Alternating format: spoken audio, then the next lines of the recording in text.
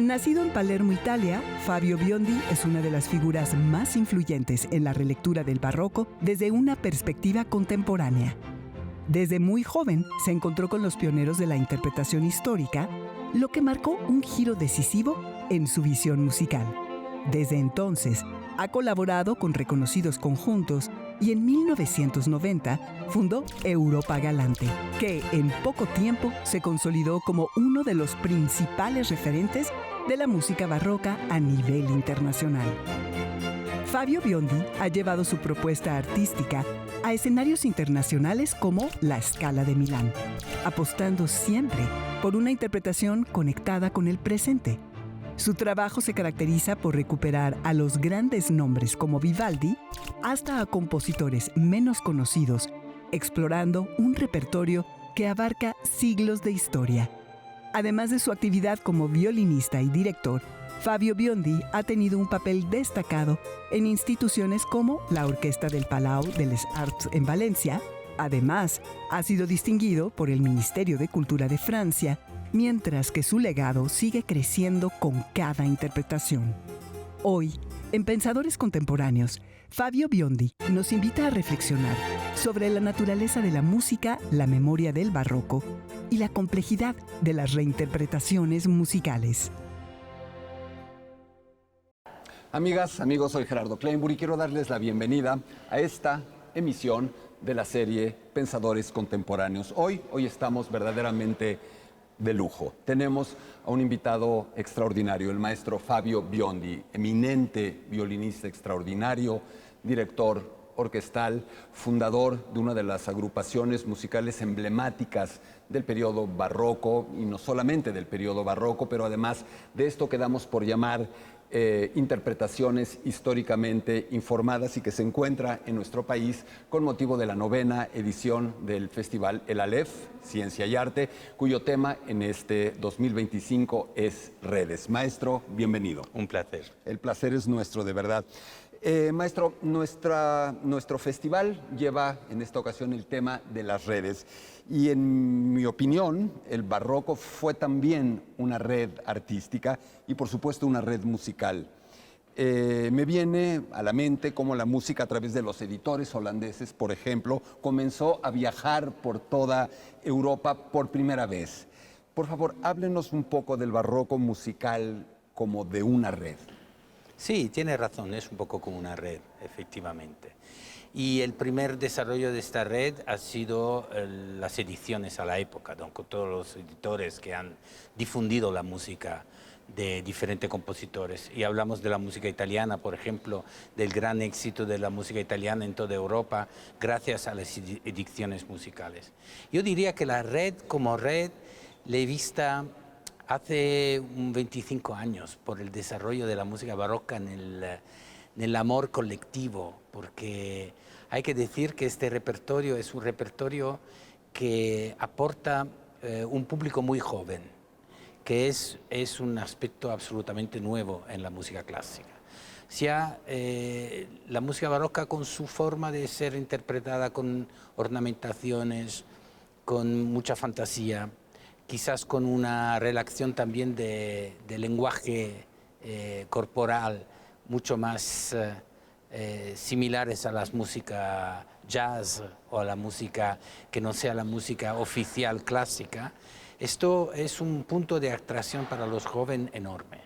Así que vemos en la red, entendida como interés en las redes sociales, en el internet, pero sobre todo en la sala de conciertos, muchísimos jóvenes que se acercan a esta música con un placer increíble. Yo creo que es este aspecto un poco menos serioso, diría, de una música clásica, que siempre la joven generación ha pensado como una música un poco distante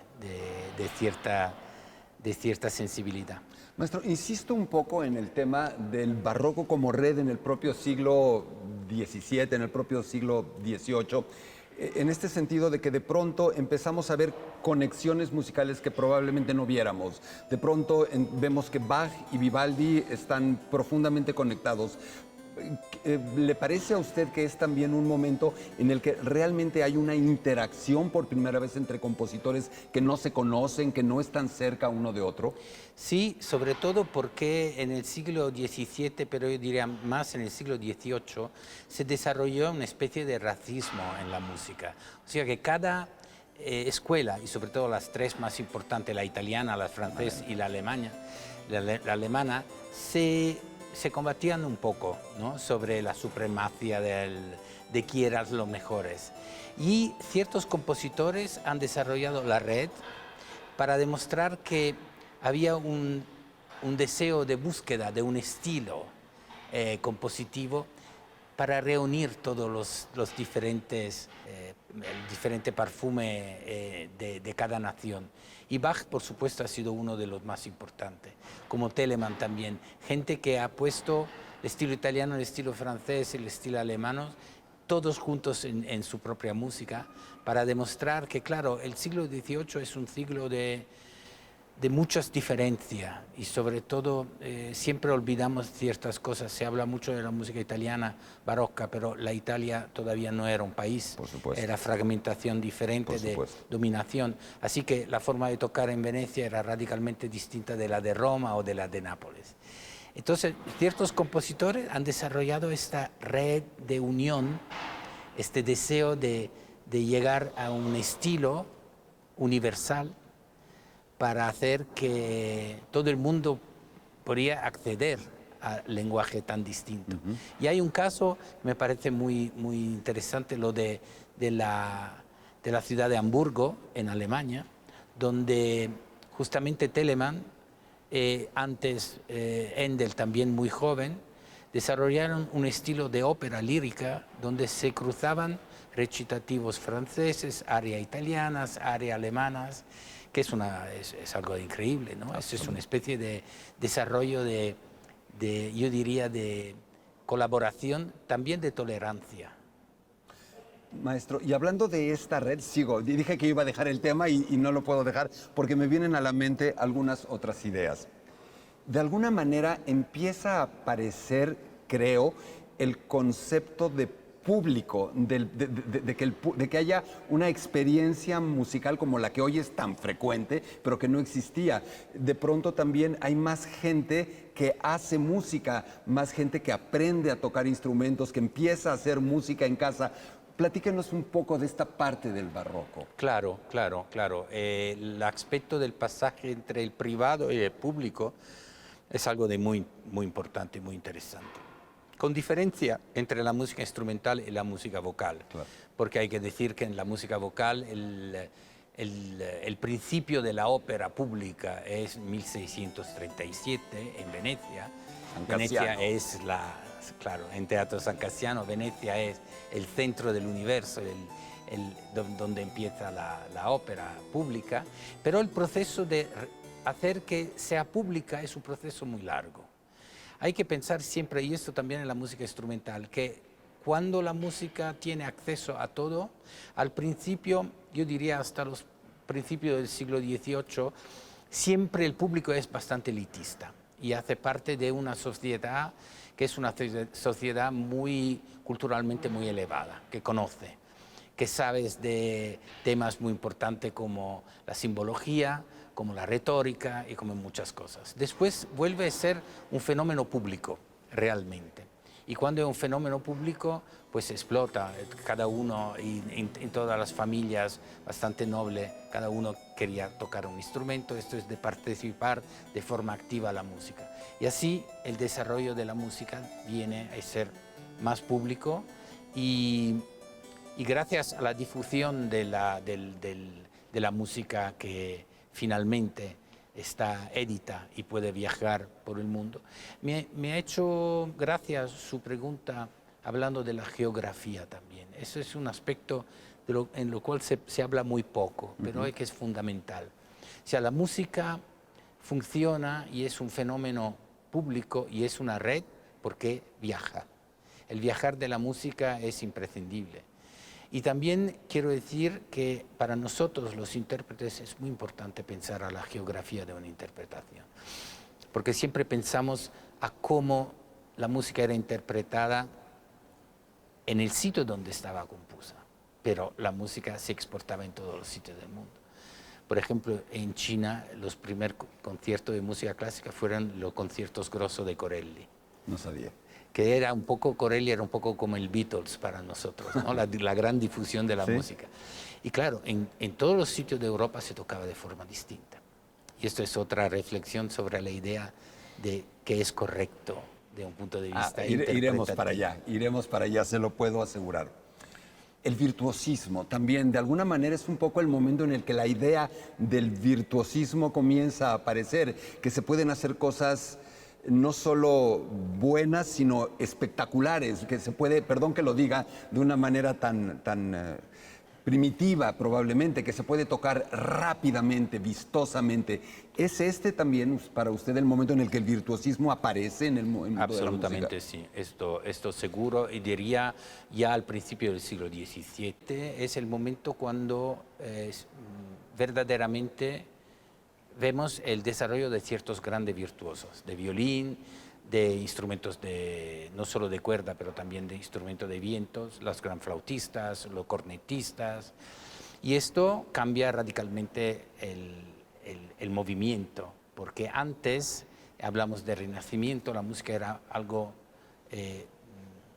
conceptual sobre todo, fuerte, conceptual, pero poco de sangre, poco de excitación en relación a los grandes virtuosos. El nivel de los virtuosos era increíble, el nivel medio era más bajo que hoy, claro, pero las grandes personalidades han dado un soporte increíble al desarrollo mismo de los instrumentos, entendido como más virtuoso, más tiene que ser fácil, cambio de instrumento, cambio de construcción de instrumento. Esto también es un elemento muy interesante, ¿no? Cuando se habla de instrumentos de la época, pero los instrumentos cambian radicalmente cada 20 años. Totalmente, pensé un poco en Beethoven también, ¿no? En ese momento en el que Beethoven hace al piano y el piano hace a Beethoven y Beethoven hace al piano y se vuelve un círculo así. Maestro, estamos en el marco del Festival El Aleph, un festival de ciencia y arte que busca acercar, maridar la ciencia y el arte, o tal vez entender que no están tan alejados. Hablar del periodo barroco es hablar de un periodo en el que hay una explosión artística y una explosión científica. Y yo le pregunto, ¿de qué manera podemos acercar o de qué manera dialogan un Copérnico, un Galileo, las matemáticas de Leibniz o de Newton, el heliocentrismo, todos esos elementos y la música barroca? ¿Usted diría que hay un diálogo, que hay una interacción? Creo que sí, sobre todo hay ciertos conceptos que me parece que son similares. Uno es el concepto de polémica. O sea, hay afirmación muy importante en la ciencia, así como en música, y hay mucha gente que dice, no, no es verdad.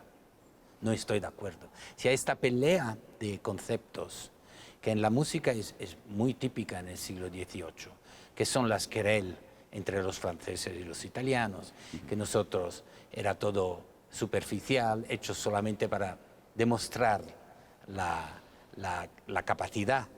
La querella de los bufones. Exactamente, y el virtuosismo, y para nosotros los franceses eran aburridísimos porque no sabían componer un aria, todo era como una especie de enorme recitativo en la ópera. Bueno, es una época de polémica y la polémica refuerza y ayuda el desarrollo y la luminosidad, ¿no? De la búsqueda y como decía antes, y también de la idea que se puede llegar a un lenguaje común, como ha hecho Bach, como ha hecho Telemann, como han hecho ciertos compositores. Así de terminar esta polémica, sino de caminar todos juntos en dirección de progresión.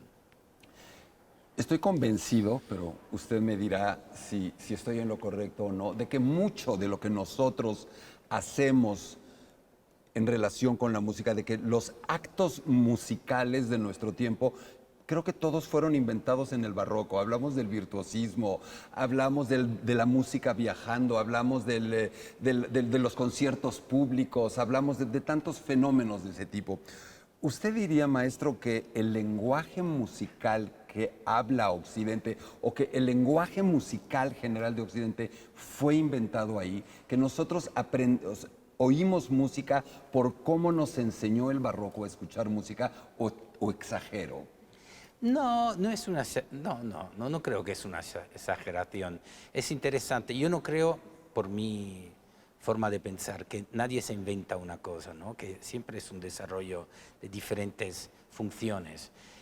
Seguramente el barroco, con el nacimiento de la personalidad musical, entendida como, yo diría, star, como hoy, ¿no?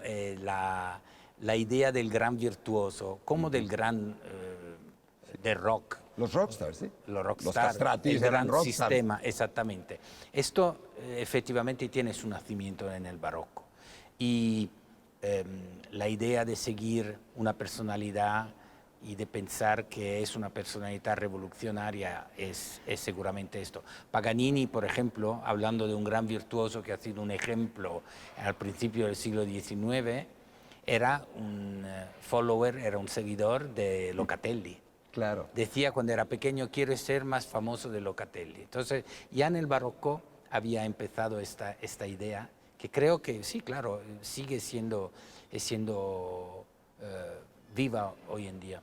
Pero incluso este tema de los affetti, es decir, que de pronto empiece a asociarse que esta música es triste, esta música es alegre, esta música es música guerrera, empieza de alguna manera, se termina de acuñar ahí, ¿no es cierto? Sí, esto es un fenómeno del siglo XVII y creo que los compositores, porque vamos a ver, hay una diferencia entre los proyectos muy altos de forma filosófica, musical, entre el siglo XVII y el siglo XVIII. O sea que el siglo XVII es de cierta forma más cercano a una idea alta de la música. Y el siglo XVIII es más vital, es más corpóreo. Entonces, claro, los affetti, que es una verdad absoluta, la idea de una música triste, la idea de una música guerrera, se desarrolla sobre todo en los primeros 40 años del siglo XVII. Y tenemos compositores que han sido maestros absolutos, pienso a Monteverdi, que es el gran dios de todo esto. Y a partir de allí, claro, se desarrolla una función musical que incluye en el siglo XVIII cierta caída de filosofía musical. Tenemos que esperar a la mitad del siglo XVIII para tener ciertos procesos de reforma. Hablando de reforma, y lo ligo con algo de lo que comentó hace un momento, maestro. Fuera de cámara hablábamos de qué es el barroco, de tratar de entender qué es más allá de un periodo o de un estilo musical.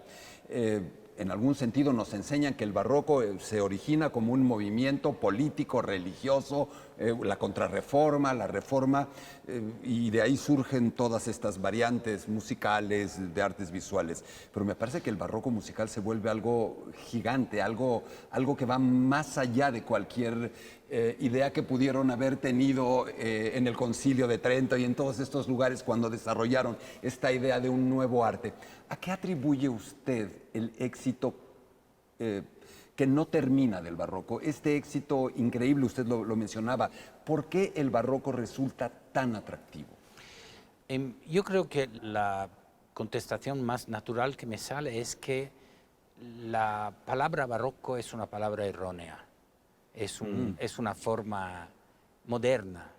Que además el concepto original es esta perla retorcida, extraña, claro, ¿no? Claro, pero es muy corta de un punto de vista temporal. Quiero decir que hoy hablamos de música barroca sin pensar que el desarrollo del lenguaje es tan rápido y por eso el público está enganchado en esta música, porque cambia repentinamente. Entonces decimos barroco, pero barroco post-barroco, barroco tardivo, galante, post-galante, clásico, post-clásico. ¿Sí? O sea que cada 30 años cambian las cosas. Sí. Y no solo cambian en cada país de forma distinta. Así que es un volcán. Y por eso hay tan seguidores a la época, porque las cosas cambian radicalmente todo el tiempo. Un ejemplo muy rápido, las alumnas de Vivaldi en Venecia, en La Pietà. Hay ciertas alumnas que han vivido dentro del monasterio 70 años. Y una de las cuestiones más importantes por la cual las niñas se revoltaban en contra de los que eran los directores de La Pietà era que querían absolutamente tener maestros que estaban siguiendo el cambio de estilo, porque tenían terrible miedo de continuar a tocar música que ya no estaba a la moda.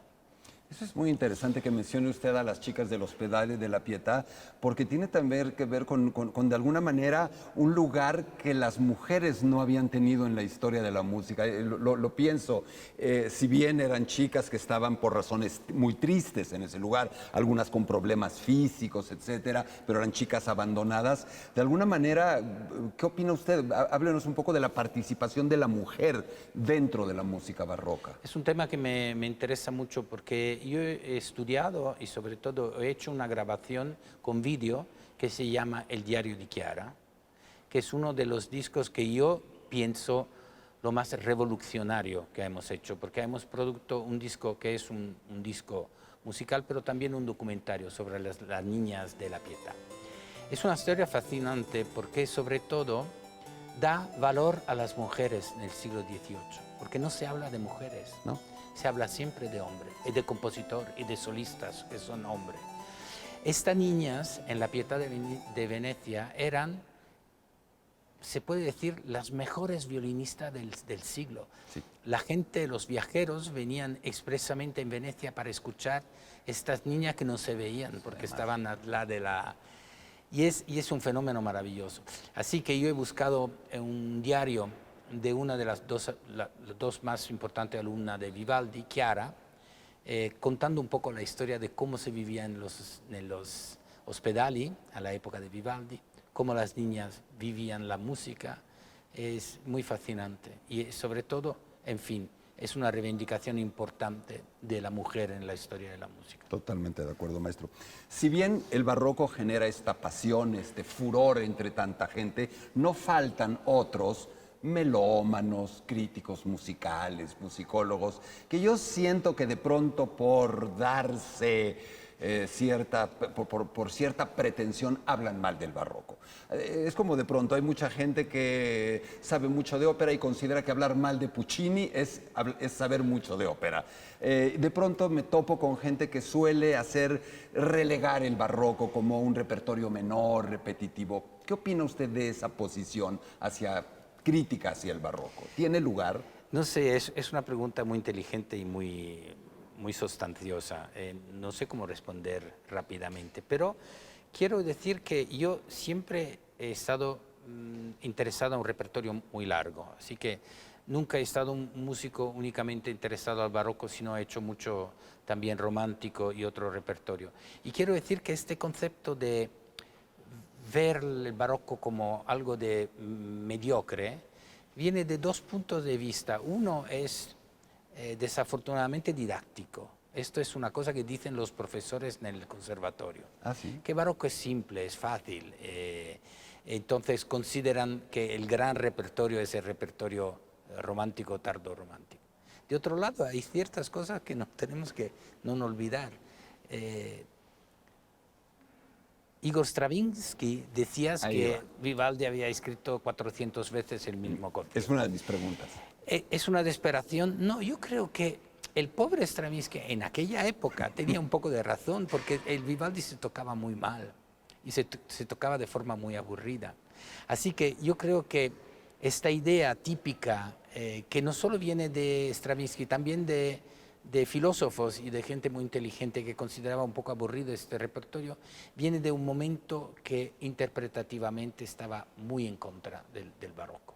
Después todo el renacimiento de comprender esta música, de profundizar, de trabajar mucho, ha vuelto en brillo, algo que parecía un poco oscuro. Entonces creo que sí, históricamente tiene razón, que hoy en día han cambiado mucho las opiniones. Automáticamente llegamos a Vivaldi, iba evidentemente iba a mencionar el tema de 400 veces el mismo concierto, lo cual me parece una tontería.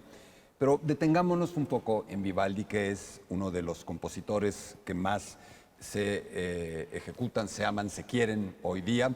Un compositor muy importante en su vida, en la vida de Europa Galante. Un compositor que tiene una historia peculiar, es decir, un compositor importante en su tiempo, durante un momento, y después un compositor que desaparece por completo. Pocos ejemplos de un compositor tan famoso que haya desaparecido y de una manera muy reciente reaparece y viene este boom. ¿Quién es Vivaldi? ¿Cuál es el secreto de este hombre? O sea, ¿por qué resulta indispensable en la historia de la música y del quehacer musical? ¿Qué tiene que no tengan los demás? Entonces, empiezo para el final. Lo que tiene Vivaldi es un sentido del, ¿cómo puedo decir yo? De la energía, del motor primario, humano, que es algo que fascina a todos. Lo que yo digo siempre es el motor, este motor encendido perpetuamente. Y no solo en los movimientos rápidos, también esta malinconía que es típica veneciana en los movimientos lentos. Pero el caso de Vivaldi es un caso muy típico. Yo creo que se puede aprovechar hablando de Vivaldi y diciendo lo mismo para muchos compositores. En el siglo XVIII las cosas no duraban. Todos los compositores, y yo siempre que he profundizado mucho Vivaldi, vivían con la idea que después de la muerte, no había ninguna razón para hablar de su música. Vivaldi murió, el pobrecito, en Viena, solo, con la idea que ya se acabó todo. ¿Por qué? Porque en vida le habían hecho ya sentir que ya no estaba a la moda, que su música no interesaba. Su capacidad, su virtuosismo ya no existían a 60 años con toda la enfermedad que tenía este señor. Y entonces un hombre con una personalidad muy fuerte, pero que ha combatido con muchísimas cosas.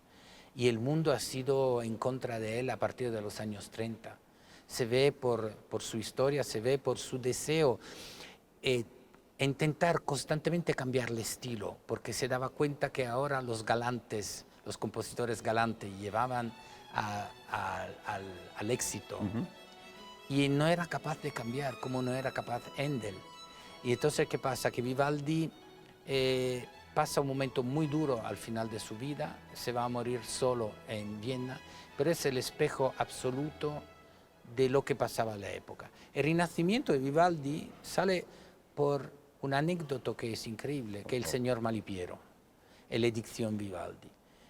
Gianfrancesco Malipiero, que es un gran compositor italiano, que se toca muy poco en la sala de concierto, es una pena, pensó que había que combatir la mala costumbre de la ópera verista, entonces hablamos de Puccini, de toda esta melodía que consideraba como, ¿cómo podría decir yo?, decadente y dulce, llegando y volviendo a la gran clasicidad italiana. Y entonces decidió de hacer Monteverdi y Vivaldi, pero él mismo admitió que Vivaldi ha sido una decisión así, podía ser Marcello o Albinoni. Ha sido Vivaldi porque, claro, el Malipiero conocía las 4 estaciones, era un compositor que necesitaba una ópera edita omnia. Y así nació la ópera de Vivaldi Ricordi. Y gracias a esto y a un famoso concierto de las 4 estaciones en la Academia Chigiana en los años 40, ha explotado en los años 40 del siglo XX. Ha explotado este fenómeno. Es increíble. Vivaldi fue no solo olvidado totalmente después de su muerte, pero considerato antididáctico al final del siglo XVIII. Increíble. No se estudiaba porque se consideraba que su música estaba llena de errores. Ahora puedo hacer un pequeño comentario. Vivaldi es un genio, es un compositor mayor extraordinario, pero necesita de elegir con atención su música. ¿Cuáles son los riesgos de escuchar y de interpretar la música de Vivaldi? ¿Es riesgoso?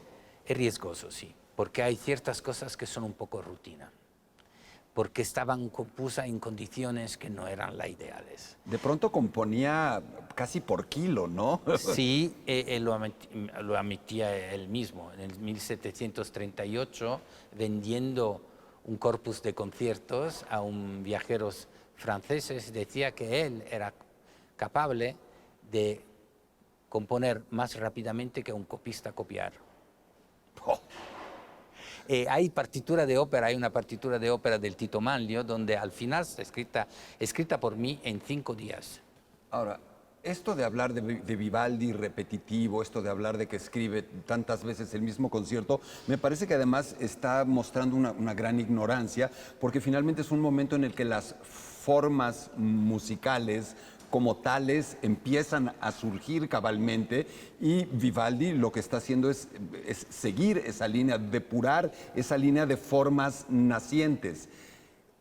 ¿Cuál es el margen de acción que les da a ustedes Vivaldi para hacer algo diferente dentro de esas obras tan iguales a veces una de otra? En principio, la cosa más importante de considerar es cómo todos los compositores venecianos, la música de Vivaldi está escrita por sugestiones que hay que desarrollar. Hay cierta pobreza en la música veneciana comparada a la música de Nápoles o la música de Roma, porque los compositores sabían que había mucho que inventar. En el caso de Vivaldi, la llave es conocer el lenguaje y saber cuáles son los ornamentos y todos. Porque si no, sola, a veces la música de Vivaldi no habla suficientemente. Entonces, todo el desarrollo de la capacidad de ornamentar, de inventar, de tener la posibilidad cada día de tocarlo de forma distinta, la misma pieza. Nosotros podemos tocar las 4 estaciones, 2 conciertos enseguida, pero que son 2 conciertos diferentes. Maravilla. Y esto es la maravilla del lenguaje barroco italiano, esta vivacidad, esta idea que lo puede manipular en el buen sentido. Muy jazzístico, como dijo usted. Claro, claro. Y esto hace es que el público se emociona mucho. Pero seguir únicamente lo que está escrito a veces no es suficiente. Puede serlo con Bach. Bach es muy difícil arruinarlo, pero Vivaldi es bastante fácil. Un querido amigo, gran admirador de usted, me pidió que le hiciera una pregunta y se la voy a hacer. ¿Qué habría pasado si la música de Vivaldi no desaparece? ¿Cómo veríamos hoy a Vivaldi? ¿Cómo se interpretaría hoy Vivaldi si Vivaldi hubiera sido desde siempre un compositor que se interpretara y que siguiera presente en el mundo? ¿Cambiaría mucho la manera en la que hoy lo vemos?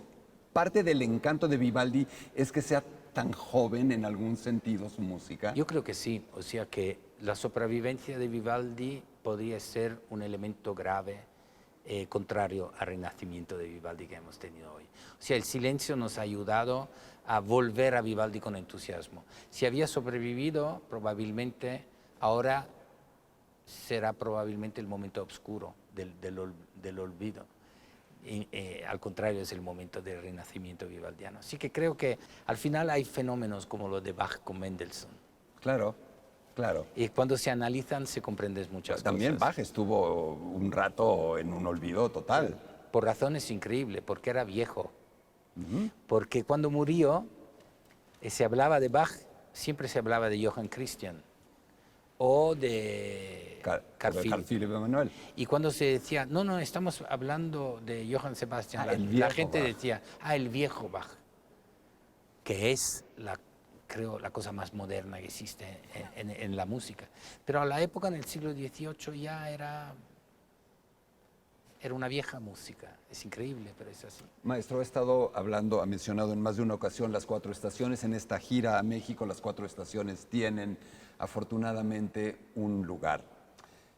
Hablemos un poco de las 4 estaciones. Y creo que es difícil hablar de las 4 estaciones porque no se ha dejado de hablar de ellas. A lo mejor valdría la pena dejarlas descansar un rato a las 4 estaciones y prohibir durante 10 años que se hagan, que se escuchen, que se graben, para después llegar a ellas con oídos nuevos. ¿Dónde está el secreto? En mi opinión, dígame usted, si me equivoco, me parece que es la primera gran obra programática de la historia, o una de las primeras óperas que inaugura la idea de que, es decir, yo no me imagino que pueda haber que los poemas sinfónicos pudieran haber surgido si las 4 estaciones no existían antes. ¿Tiene que ver con eso, con que hay un pictorialismo y nos muestra a los pajaritos y los señores resbalándose en el hielo y el perro ladrando? ¿Ese es el encanto o cuál es el fenómeno? A la época ha sido esto el encanto, seguramente, porque la música programática era una de las cosas más a la moda en el siglo XVIII. Y quiero decir que es increíble, pero esto ha sido gracias a la edición de Ámsterdam, que se ha difundido en toda Europa. Porque hay casos precedentes que son muy parecidos. Por ejemplo, existen 4 estaciones de compositores italianos a la corte de Francia antes de Vivaldi. Antonio Guido es un violinista que ha escrito, ya me dejó tarea hoy, ha escrito las 4 estaciones. Son piezas interesantes, pero que no han sido publicadas y nadie la conocía. Pero volviendo a las 4 estaciones, claro que el aspecto programático es un aspecto que a la época ha funcionado enormemente como volano y difusión de esta música. Sobre todo había ciertos países que adoraban esto, los ingleses. Querían enormemente la música programática. Pero el encanto de las 4 estaciones, yo creo que hoy en día no es tanto el aspecto bucólico naturalístico, sino esta idea que las 4 estaciones hablan de diferentes temporadas del alma humana. Y creo que no es tanto los pájaros esto, que es bonito, pero que no es el punto focal. El punto focal es que son piezas increíbles porque hablan de la amistad, del amor, de la rabia, de todo esto. En este sentido hay algo que es increíble. Y me doy cuenta, y es claro para mí, que la parte, decimos, literaria ha venido después de la composición. O sea que Vivaldi mismo ha pensado de aplicar los sonetti simplemente para hacer que el volano fuese mejor, pero que las 4 estaciones fueron compuestas en Mantova, muy probablemente, en el 25. O sea que esto es un aniversario, destacando de esta idea. Es un aniversario, sí, cierto. Sí, destacando de esta idea de mostrar la naturaleza. ¿Es la mejor obra de Antonio Vivaldi? Es la mejor. ¿De verdad? Sí. Wow. Sí. ¿Por qué? Porque es de un punto de vista de contrapunto y de detalle armónico una de las más desarrolladas y la más compleja. Vivaldi siempre tiene su encanto, pero en función de la tonalidad, relación entre tonalidad y sentimiento. Estoy muy poco en su música, en las 4 estaciones es muy fuerte. Y no es casual que la primavera sea en mi mayor, que hay cierta idea cabálica de las tonalidades que normalmente en Italia no existía y tampoco en Venecia. Entonces yo creo que es una de las piezas más complejas de un punto de vista también de contrapunto. Y Vivaldi no era tan fuerte en el contrapunto. Así que parece que en esta se ha concentrado mucho. Los otros Vivaldis, el Vivaldi operístico, el Vivaldi sacro, que tienen una difusión tristemente, dramáticamente menor que la otra. ¿Por qué? ¿Por qué el Vivaldi compositor de ópera seria? ¿Por qué el Vivaldi compositor de música religiosa no ha alcanzado esa potencia? Porque no se elige bien. O sea que hay que tener mucho cuidado. Hay óperas de Vivaldi, yo puedo decir 4 o 5 que son realmente muy interesantes y hay otras que no son interesantes. Entonces el público se cansa mucho. Sobre todo en tema de ópera. La ópera barroca es un tema muy complicado. Es casi un problema. Porque hoy en día estamos tan lejos de la funcionalidad social de la ópera y de cómo la ópera se hacía, que es extremadamente difícil obligar a la gente a estar sentada 3 horas y media, a escuchar recitativo, aria, recitativo, aria, recitativo. Es muy, muy duro. Entonces, si la música no es súper genial, creo que el fenómeno es esto. En la música sacra, Vivaldi quizás, aparte de ciertas piezas que son particularmente bellas, no hace mucha diferencia. La música vocal siempre es música vocal para Vivaldi. Las voces son tratadas como instrumentos. diabólicamente difícil, pero se puede tocar las arias con un violín, porque parecen escritas por un violín. A propósito, hay un anécdota muy bonito de Tartini, del grande Tartini, que le hacen una pregunta y le dicen, maestro, ¿por qué usted no compuso ópera por los teatros de Venecia? Y él respondió, porque yo conozco bien la diferencia entre un violín y la voz, no como Vivaldi, que siempre ha tenido éxito en una cosa y lo ha maltratado en otra. Bueno, y a Vivaldi que le pegaron duro con panfletos, libelos, todo eso. Sí, claro. Maestro, Entonces, Perdón. yo creo que la contestación es que hay que tener mucho cuidado en la elección. Hay música sacra que es bonita, pero no hay mucha. No. Así que estoy un poco en contra de la difusión de Vivaldi, entendida como abrimos todo Vivaldi al público. No es tan inteligente. Abrimos el buen Vivaldi para que el público sea entusiasta de este compositor. Hablemos un poco de Europa Galante y de la labor que usted ha hecho a lo largo de más de 3 décadas y media con ella. De entrada estamos hablando de una de las agrupaciones musicales más representativas de las llamadas interpretaciones históricamente informadas o interpretaciones históricas o interpretaciones con instrumentos originales o interpretaciones con instrumentos antiguos. Hay muchas maneras de llamarlas. Es decir, aquellas que en principio parecería que intentan reproducir con la mayor exactitud posible la forma en la que la música se hacía, se ejecutaba, interpretaba durante la época en la que fue compuesta.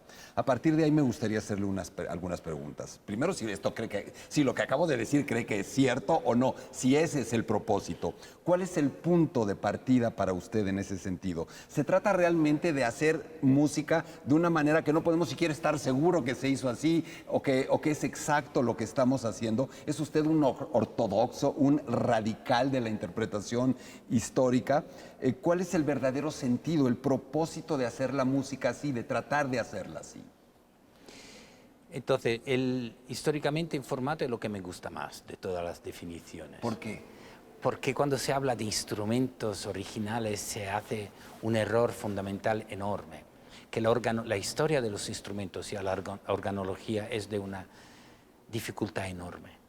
Y nos damos cuenta que todo es un compromiso, no reproducimos como las cosas son, porque ellos cambiaban los instrumentos en continuación, porque se cambiaba el diapasón en cada ciudad, porque hay muchas cosas que son súper interesantes, yo que he estudiado profundamente.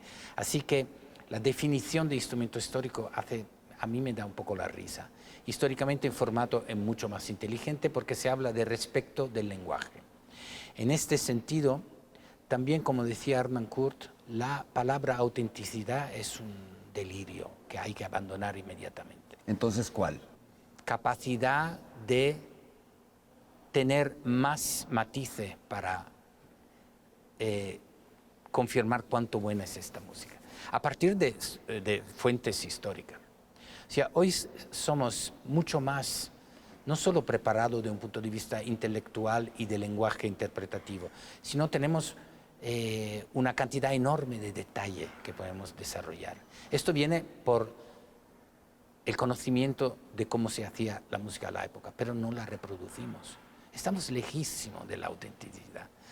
Estamos muy ricos de concepción y de conocimiento, pero esto nos permite de presentar al público una lectura que es una lectura profundamente respetuosa de la palabra de la época, en un sistema de pensamiento que es profundamente moderno. Me gustó el tema del respeto. La palabra respeto me gustó mucho más que la palabra autenticidad. Autenticidad no tiene ningún sentido. Respeto sí. Tenemos obligación de respetar la música.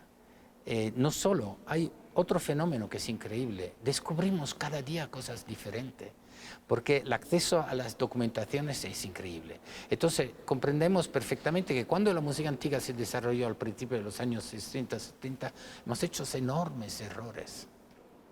Nos hemos equivocado. Hoy conocemos mejor ciertas cosas y la aplicamos con contextos de articulaciones, de cómo utilizamos el vibrato, de mil cosas. Porque somos como médicos, aprendemos cada día cómo se puede operar mejor y no operamos como hace 60 años. O sea, aceptamos nuestro ser moderno, pero hablamos al público con un lenguaje que es un lenguaje de hoy. No se puede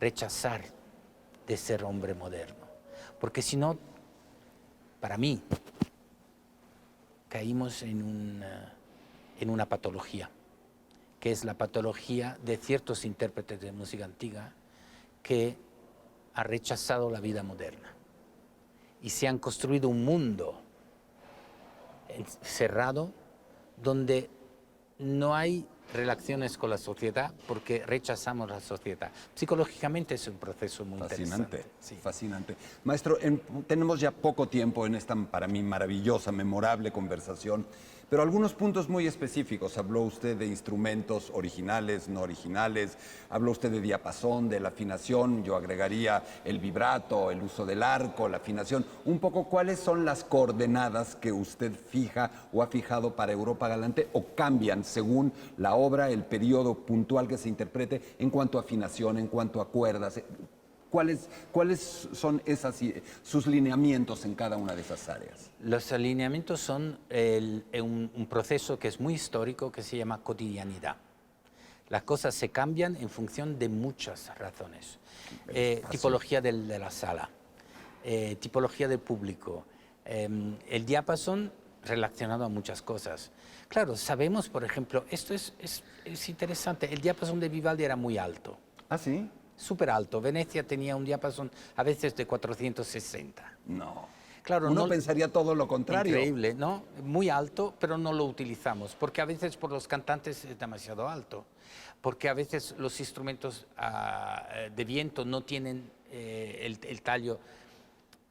Hemos olvidado la cotidianidad de la música. Y entonces el proceso es de destruir el máximo la rutina de un sistema de orden. No existe orden.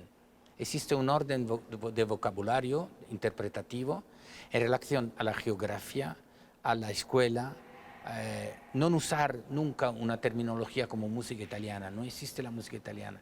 Existe la música de Venecia, de Roma, de Nápoles. Y sobre todo pensar que hay interpretaciones que son verdaderas y que se destacan de la origen. Corelli puede ser tocado de forma muy manierística a la francesa, porque en su época estaba tocado así en París. Claro. Entonces, ¿a cuál verdad nos acercamos? Y sobre todo otra cosa muy, muy importante, creo yo, que hay que realmente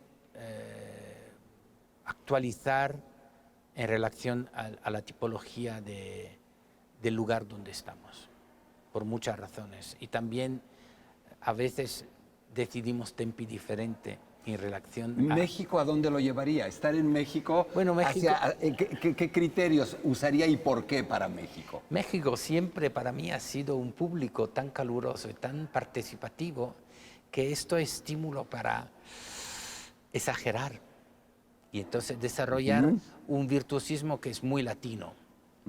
Y al mismo tiempo no lo hacemos igual si tocamos en Londres. Me imagino. Porque la atmósfera es distinta.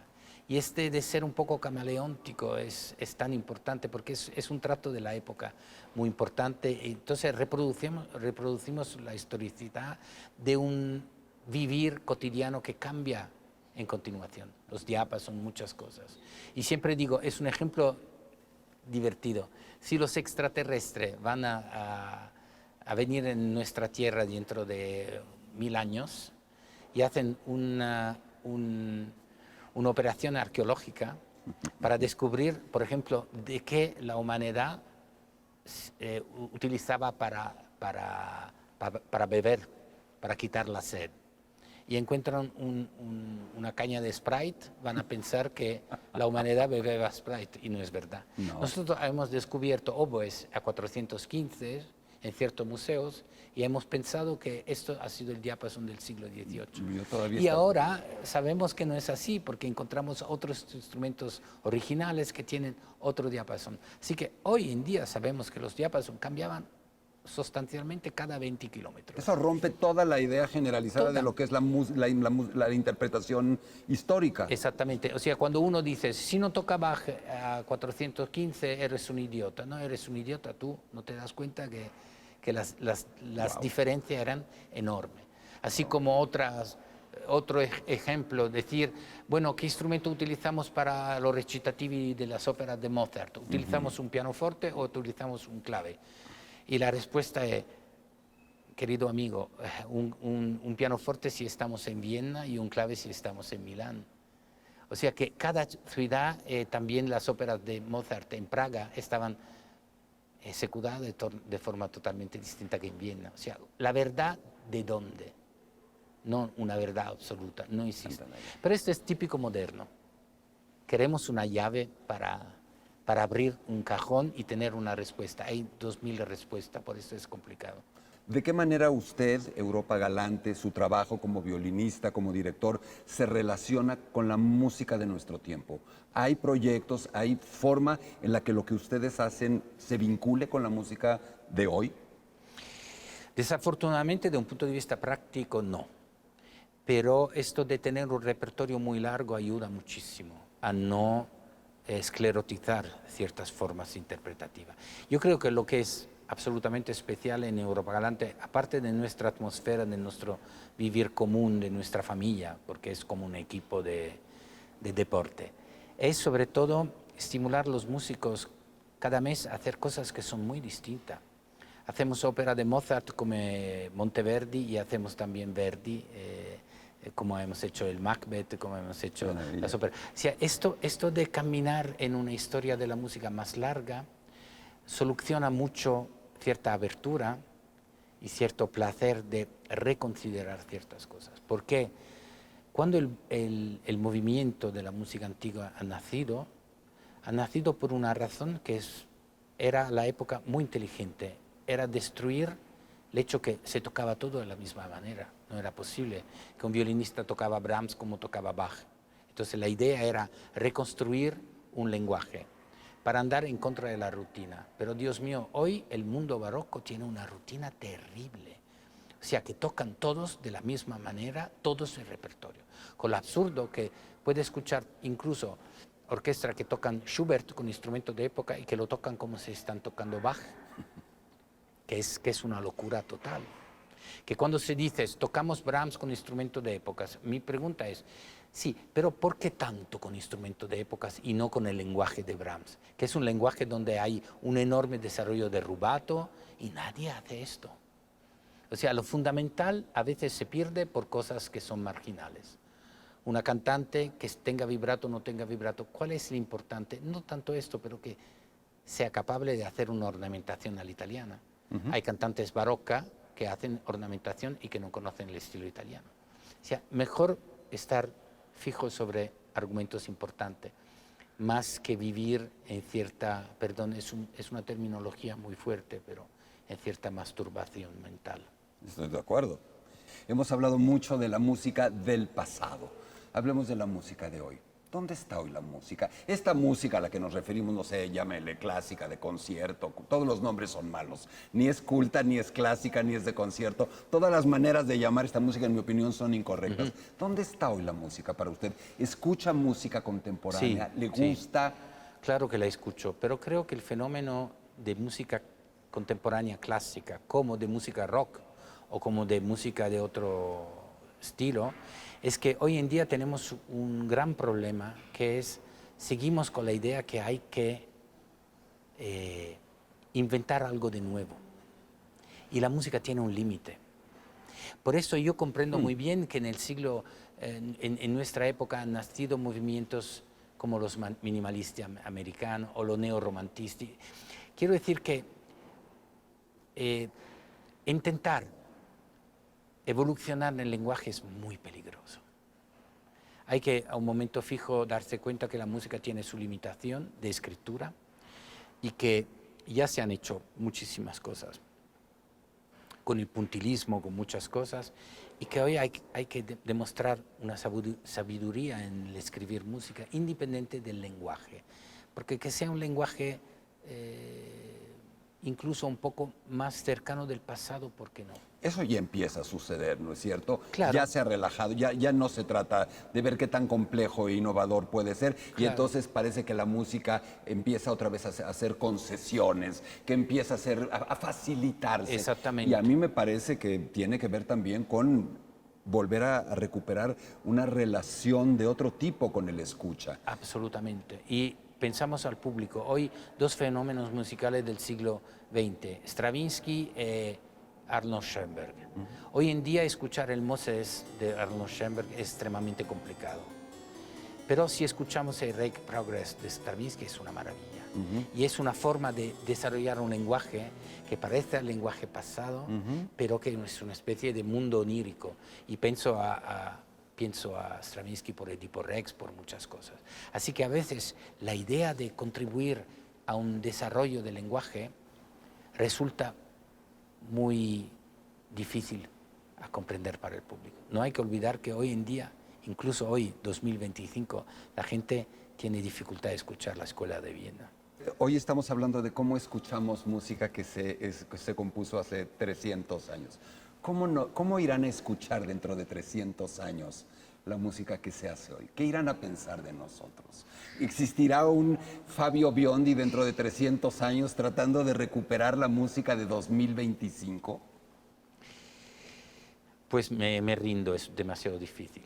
Es una pregunta muy bonita, pero no sé cómo contestar. No tengo la mínima idea. La verdad es que el mundo se desarrolla de un punto de vista social, humano, tan en un mal progreso, que ya tengo dificultad a saber si dentro de 300 años la música continuará a vivir, por cómo se meten las cosas. Espero que así sea, espero que sí siga. Maestro, para mí esta es la conversación Gran placer. musical más fascinante que he sostenido Gracias, en público. gracias. Le agradezco enormemente. Yo también Gracias, de verdad, la maestro. inteligencia de las preguntas y sobre todo Gracias. quiero decir que hablar es una ventaja increíble. Y hoy en día los músicos que no comprenden el placer de la comunicación no son músicos. Es una época donde tenemos que hablar con la gente, así que para mí las entrevistas son una grande posibilidad y una grande ocasión para decir las cosas. Sí, Gracias, muchas maestro. gracias. Muchas gracias. Bueno, amigas, amigos, hasta aquí esta emisión de Pensadores Contemporáneos con el maestro Fabio Biondi. Gracias por su atención. Hasta pronto. Gracias.